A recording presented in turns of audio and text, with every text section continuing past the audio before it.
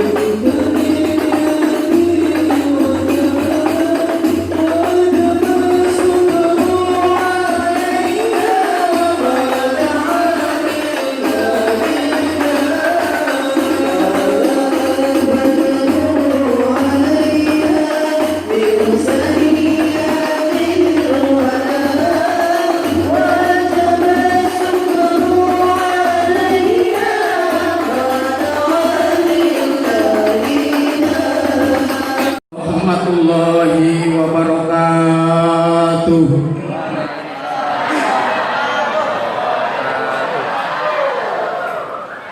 Alhamdulillahi rabbil alamin, alladzi ja'ala nabiyana Muhammadan imamal muttaqin uswatan wa rahmatan lil alamin. Assalatu wassalamu ala nabiyil karim sayyidina wa habibana wa maulana Muhammadin wa ala alihi wa sahbihi ajmain, amma ba'd. Para kiai yang hadir malam hari ini, wabil khusus Ketua MBC NU Kecamatan Sabulun, Bapak Ustadz Agus Sahir MPD beserta jajarannya yang kita sayangi, kita muliakan, para ketua pengurus ranting NU se-Kecamatan Sabulun, wabil khusus orang tua kita Bapak Kiai Ali Suyuti, sahabat-sahabat saya dari Ansor beserta pranomnya, ibu-ibu saya dari Muslimat yang kita sayangi, kita muliakan, ketua pengurus masjid beserta jajarannya, sesepuh bini sepuh, tokoh masyarakat, cerdik pandai, aparatur pemerintah, Bapak RW, Bapak RT, segenap jajaran panitia, terutama pengatur waktu, penata acara yang sangat bijaksana, ibu bapak hadirin wal hadirat rahimakumullah. Ibu kedengaran nggak suara saya, Bu? Cuma 3 orang yang dengar. Kedengaran nggak? Saya di sini dikasih waktu cuma sebentar saja, maka dengerin baik-baik. Selain memuji syukur kehadirat Allah, bersolawat kepada Rasulullah, keluarga dan para sahabat, malam ini kita sama-sama memperingati Hari Santri tahun 1945, tanggal 17 bulan Agustus, Indonesia merdeka, Belanda pulang ke negaranya. 30 hari kemudian tentara Inggris masuk ke Indonesia dengan tujuan untuk membebaskan tahanan Belanda yang ditahan oleh Jepang. Cuman kedatangan tentara Inggris ternyata di belakangnya diboncengi oleh tentara Belanda dengan tujuan ingin menjajah kembali negara Indonesia yang sudah merdeka. Atas kejadian tersebut, maka rakyat Indonesia meminta fatwa kepada ulama. Berkumpullah ulama di salah satu pondok pesantren di Jawa Timur, tempatnya di Jombang, yang terkenal dengan pondok pesantren Tebu Ireng. Maka lahirlah fatwa dari seorang ulama besar, Hadratus Syekh Kiai Haji Hasyim Asy'ari. Kata beliau, membela negara itu hukumnya bukan mubah, bukan sunnah, tapi fardu ain. Atas fatwa tersebut, 1 minggu kemudian, tanggal 27, 28, 29 Oktober, terjadi pertempuran yang sangat luar biasa. Berapa jumlah korbannya? Dari masyarakat, dari santri, dari kiai, 16.000. Dari tentara Inggris, tentara Belanda, 200.000.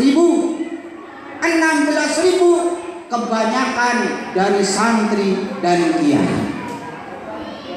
Kapan itu ditetapkannya fatwa membela negara? Tanggal 22 Oktober. Maka kita bersyukur pemerintah kita, maaf kalau dulu Pak, saya lahir tahun 1979. sedang jaya-jayanya Orde Baru. Dari mulai saya SD, kemudian ke MTS SMP, melanjutkan ke SMA, dari semenjak pelajaran ilmu pengetahuan sejarah yang kemudian diganti dengan PSPB, Pendidikan Sejarah Perjuangan Bangsa, tidak satu pun tercantum kata-kata santri bahkan kiai.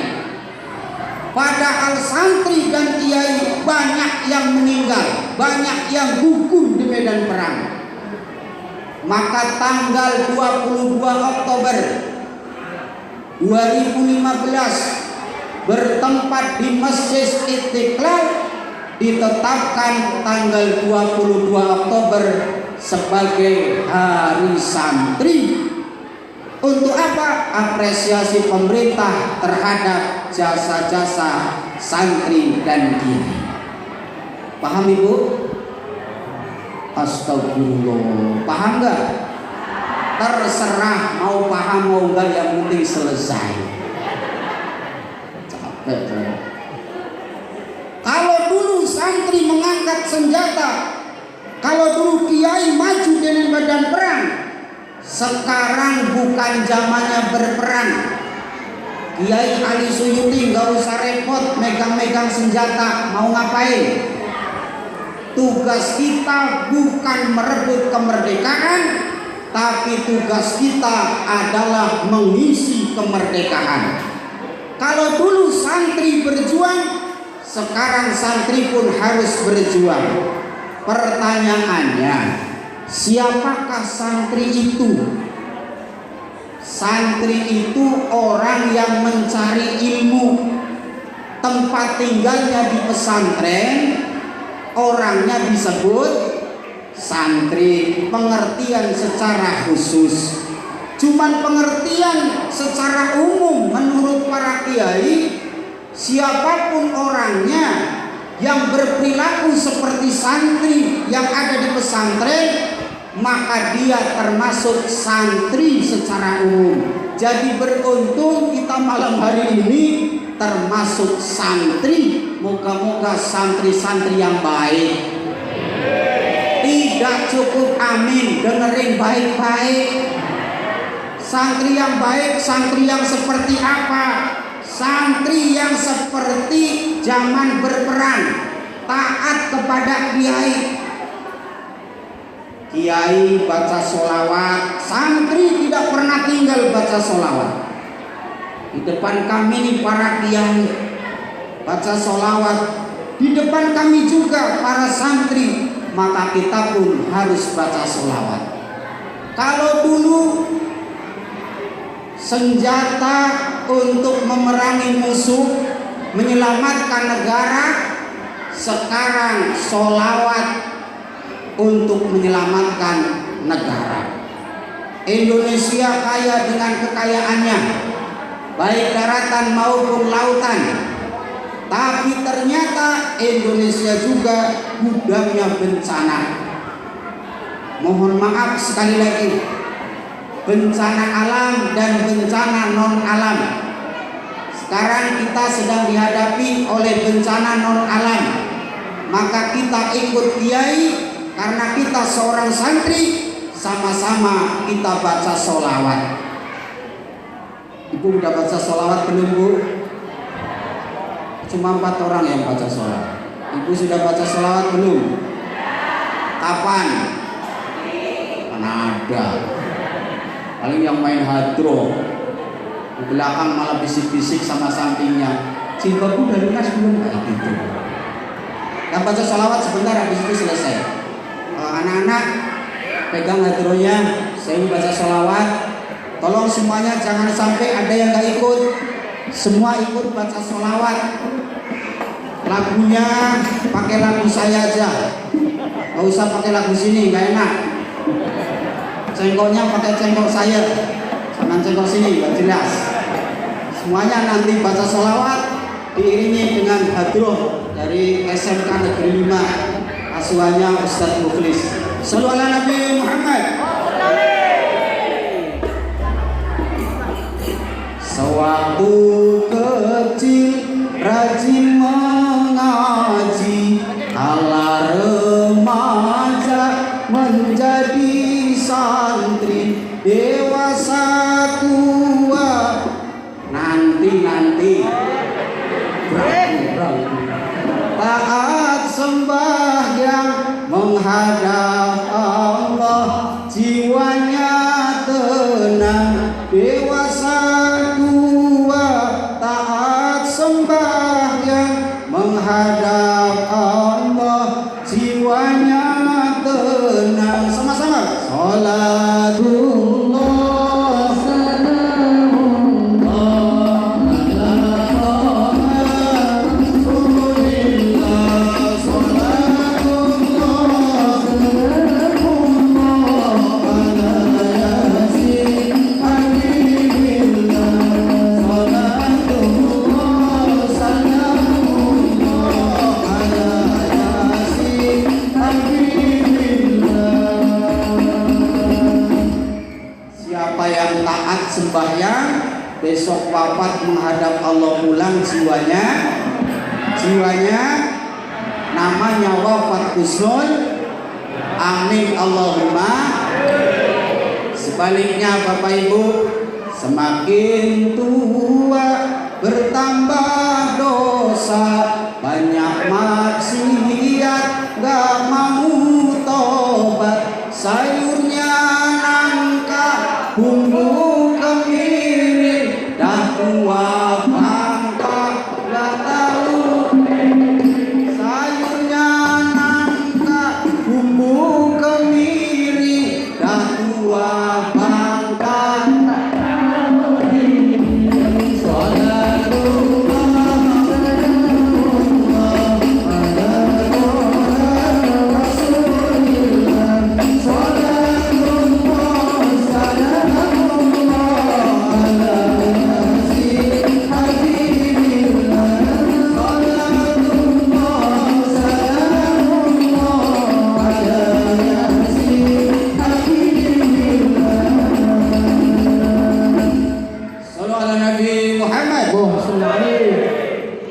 Luar biasa Ibu ya. Saya ucapkan terima kasih pada guru hadroh. Kita doakan yang main hadroh semuanya masuk surga sama hadroh-hadrohnya sekalian, biar rame di surga. Bapak Ibu, ternyata kalau kita mengulik sejarah yang mempertahankan kemerdekaan santri, tapi kita lupa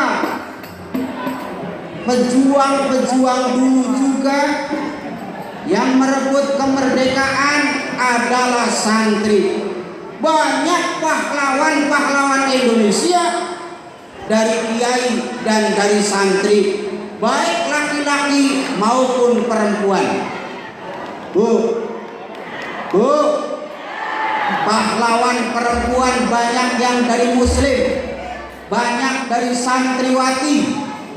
Di Jawa Tengah ada Raden Ajeng Kartini. Beliau seorang santri, baca Qur'annya hebat, punya guru, punya kiai, namanya Kiai Soleh Darat dari Semarang. Di Aceh ada Laksamana Malahayati, seorang santri, membawa prajurit laki-laki 2000 prajurit santri, terkenal sampai sekarang. Betul. Malahayati wafat digantikan oleh seorang santriwati namanya Cut Nyakdin. Cut Nyakdin wafat gugur digantikan oleh putrinya namanya Cut Mutia. Cut Nyakdin, Cut Mutia terkenal sampai sekarang. Betul. Sekarang juga di TV terkenal seperti Cut Gege, Cut Memei. Dan yang paling terkenal siapa Pak? Cutari. Ini ikut nengok juga rupanya. Untuk itu jangan sia-siakan kemerdekaan ini. Jadikan generasi yang akan datang lebih baik daripada generasi kita. Kita doakan moga-moga anak-anak kita yang akan ngurusi negara ini dijadikan anak-anak yang soleh solehah, amin. Alim alamah, amin. Tidak cukup, amin. Sekolah lanjutkan, ngaji jangan berhenti. Jawab ibu, ibu sayang nggak dengan anak? Cuma 5 orang ya saya. Ibu sayang dengan anak? Cinta dengan anak? Luar biasa. Sayang dengan suami? Cuma pojokan sini aja. Cinta dengan suami? Yang sayang cinta suami kita doakan masuk surga di belakang Siti Khadijah. Sebentar saya tanya suaminya. Bapak-bapak sayang dengan istri? Astagfirullah. Cuma 3 orang itu pun kayak terpaksa. Sayang. Yang sayang anak, 1, jadikan anak kita anak yang cerdas, anak yang benar, anak yang pintar. Pintar tapi nggak benar, merusak.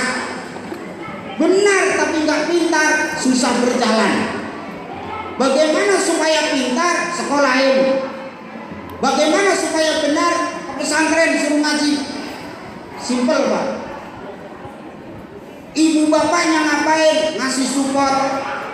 1, cerdaskan otaknya. Lalu bagaimana saya juga ngajar di sekolah. Ada siswa yang cerdas, ada siswa yang sedang. Saya tidak bilang bodoh. Ada siswa yang kurang cerdas. Peran seorang ibu mencerdaskan otaknya. Minimal ibu kasih nutrisi otak. Nutrisi otak paling banyak pada apa, Bu? Ini udah punya otak nggak sih? Tanya dia aja. Nutrisi otak paling banyak pada apa? Bukan pepes. Pada ikan. Jangan sampai anak kita hidup di kepulauan, dikelilingi lautan, tapi nggak pernah dikasih makan ikan. Susah berkembang otaknya. Anak saya dikasih makan ikan, bosan Pak. Yang salah bukan anaknya, ibunya tak pandai masak. Wajar bosan, ikan itu terus.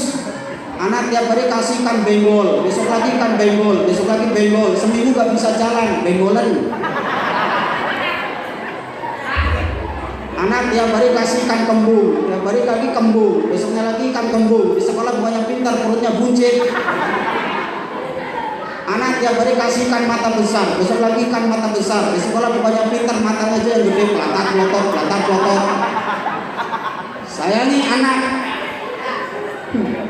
Yang kedua, anak harus ngaji.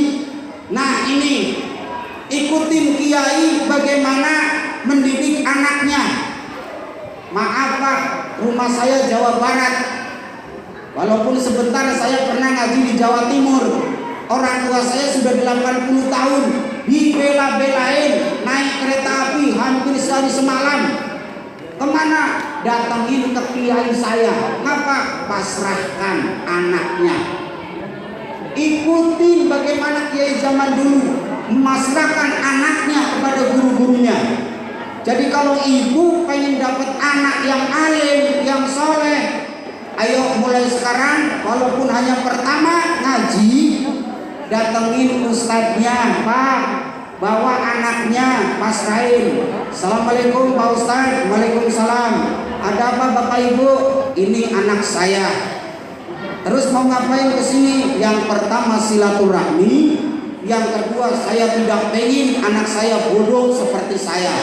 Maka saya pasrahkan anak saya kepada Pak Ustadz, didik anak saya menjadi anak yang alim, anak yang soleh. Tenang Pak Ustadz, urusan ekonomi Pak Ustadz sepenuhnya nanti saya yang nanggung. Dari mulai cicilan rumah Pak Ustadz saya yang bayarin, cicilan mobil Pak Ustadz saya yang bayarin, air listrik Pak Ustadz saya yang bayarin, isi kulkas saya penuhin, istri Pak Ustadz pengen gelang, pengen kalung, pengen baju saya yang beliin. Luar biasa. Ada di Kamboja orang tua kayak gitu, ada nggak? Sungai Pelungkut ada nggak? Ah, mana ada. Ini penting. Yang terakhir Bapak Ibu sekalian, Ternyata kiai zaman dulu cinta dengan NKRI. Buktinya bukan hanya harta, nyawa sekalian dikorbankan. Maka kepada bapak ibu yang mau memasrahkan anaknya ke ustadz, mau menghantar dan memasukkan ke pesantren, saya titip dan saya ingatkan, tengok dulu pesantrennya, siapa kiainya, lihat kurikulum dan program pengajarannya. Kalau ada pesantren, ada kiainya, kurikulumnya mohon maaf bertentangan dengan kecintaan kepada tanah air, jangan ditaruh di situ. Kenapa? Berbahaya. Kedengaran Bu? Bapak kedengaran Pak? Kalau ada pesantren, di situ ada kiai, tapi programnya melarang untuk tahlil, jangan ditaruh di situ. Yang rugi siapa? Bapak ibu orang tuanya. Ketika meninggal tidak akan ditahlilin lagi. Paham Bapak Ibu? Yang mana dari saya? Kalau di pesantren ada kiai punya program apa?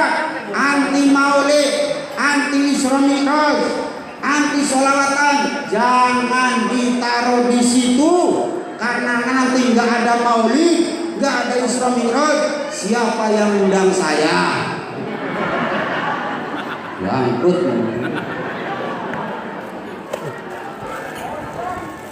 Alhamdulillah, orang NU ini kiainya santun, mengingatkan dengan kelembutan. Kita ini manusia mudah lupa, maka setiap momen diadakan peringatan. Orang banyak lupa tentang Rasulullah. Rasulullah lahir diperingati dengan adanya acara maulid. Orang banyak lupa sholat, diperingatkan oleh kiai lahirnya sholat bulan Rajab. Maka pada bulan Rajab diadakan peringatan Isra Mi'raj. Itu sebagian kecil Pak.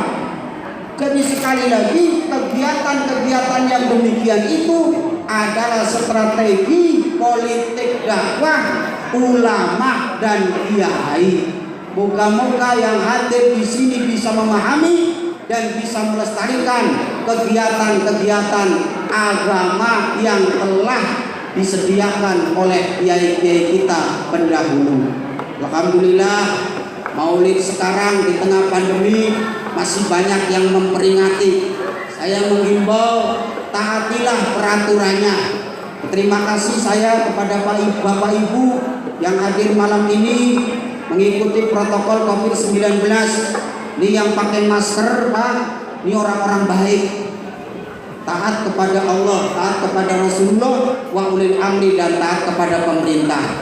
Yang pakai masker ini orang-orang baik, walaupun maskernya di leher.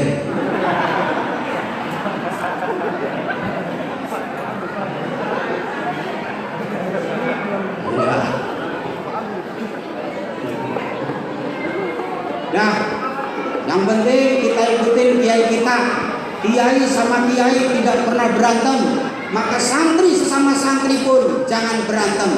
Kiai sama kiai tidak pernah fanatik terhadap calon gubernur, maka santri pun tidak boleh fanatik terhadap calon gubernur. Kalau di sini ada perbedaan calon gubernur, tolong jangan menjadi permusuhan, apalagi nggak teguran sama tetangga. Bapak saya nggak sama tetangga. Astagfirullah. Bapak saya nggak sama tetangga. Ibu saya nggak sama tetangga. Percayalah, ketika dapur ibu kebakaran, yang nolong pertama siapa? Yang kompak, yang nolong pertama siapa? Yang nyiramin dengan air comberan memadamkan api sampai berkeringat-keringat, tetangga atau calon gubernur? Tolong hargai tetangga. Beda politik wajar, betul. Beda warna jangan sengketa. Jangan suka nunjuk orang dengan warna bajunya, karena warna adalah suci. Jangan kotori dengan gara-gara beda politik. Ini saya sampaikan karena saya masih sedih tentang ceramah saya kemarin di Madinah. Saya masuk pakai jaket merah, diteriakin PDIP. Akhirnya saya bikin jas warnanya putih. Mahal Pak, 950. Bukan pamer, ngasih tahu sama panitia. Saya sengaja 950, masa amplopnya 300 kan. Memenuhi kuota. Laporan saja saya mah. Saya pakai jaket warna putih, diteriakin. Sekarang Pak Nasruddin ke PKS. Nggak boleh seperti itu. Terserah mau pakai baju apa. Yang penting pakai baju nutup aurat, pantas, betul. Ibu terutama nih, jangan suka tunjuk-tunjuk. Baju merah PDIP, baju putih PKS, jilbab biru Demokrat. Pak Imam pakai sarungnya hijau PKB, celana dalamnya kuning Golkar. Apaan kayak gitu? Nggak boleh seperti itu. Kasihan sama Golkarnya. Orang Golkar protes, kenapa saya ditaruh di situ Pak? Lumayan jagain pohon beringin. Kurang lebih mohon maaf, kalau bermuafiq ila kami tarik. Assalamualaikum warahmatullahi wabarakatuh.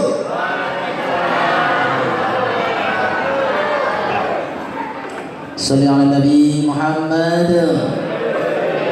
Ya, demikian tadi tausiah dari beliau yang berhormat Bapak Kiai Nasruddin Safwani SPDI.